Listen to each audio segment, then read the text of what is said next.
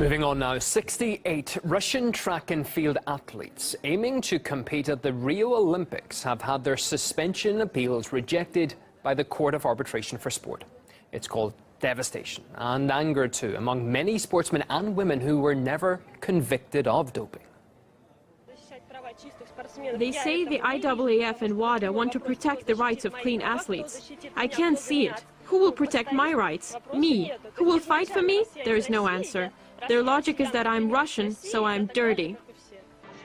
I was tested almost every week, again and again. Then WADA says, we're not sure Russian athletes are clean. This year, I've already been tested for doping 9 times. The most important thing for me to know is that I competed honestly and I've done everything I could. I don't care what others think.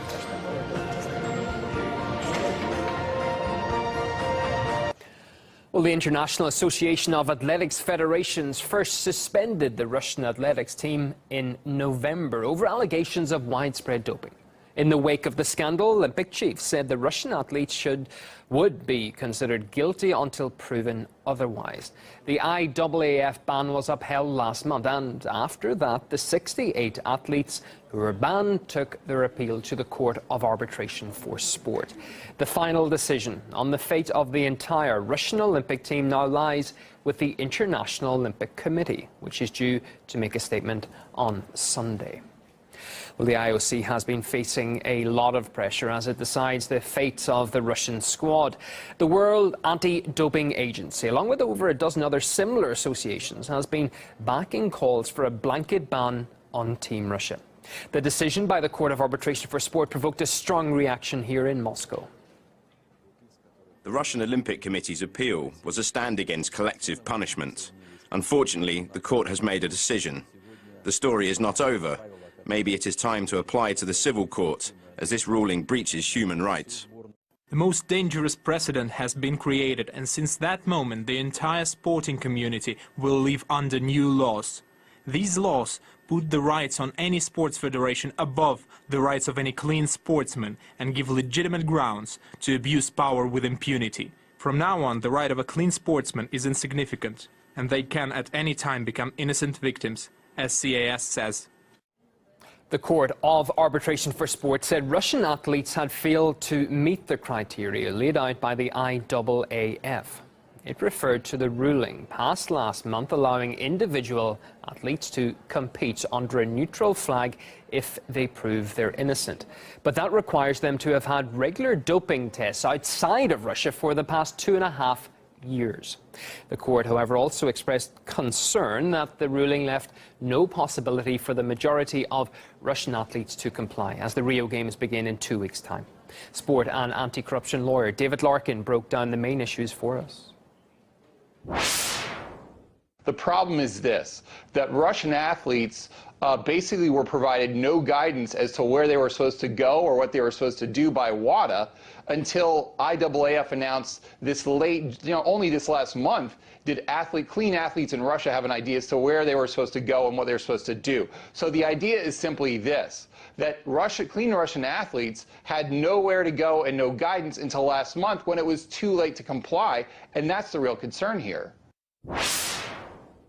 You have to understand the history here, that we've had indications that there were problems in Russian anti-doping dating back to 2014. There's not been a proactive approach to really protecting clean athletes in Russia from WADA, which is really their job, and it's an indication of the failing of this system, unfortunately, which was widely recognized at this point.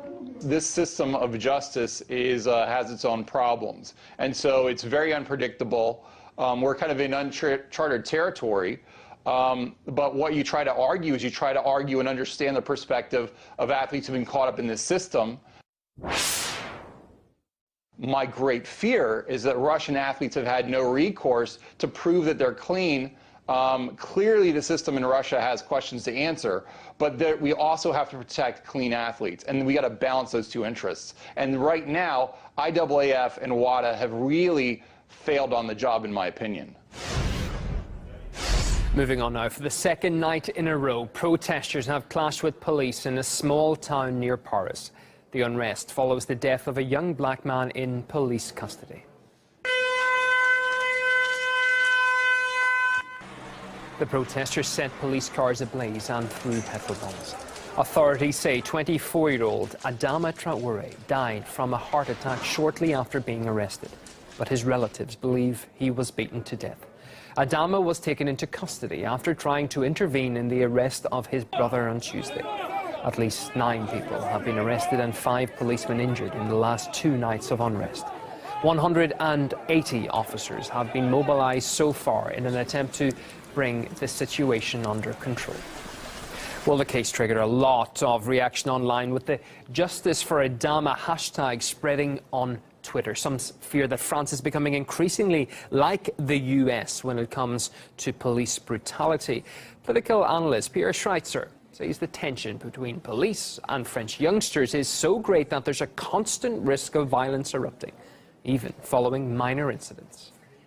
The tension between the youth and the police is comparable at a very different scale. There is a lot of hate. Keep their pets out of the way in case they offend Muslims. But there's suspicion over who is really behind the inflammatory leaflet being handed out in Manchester, as RT reports a little later in the programme.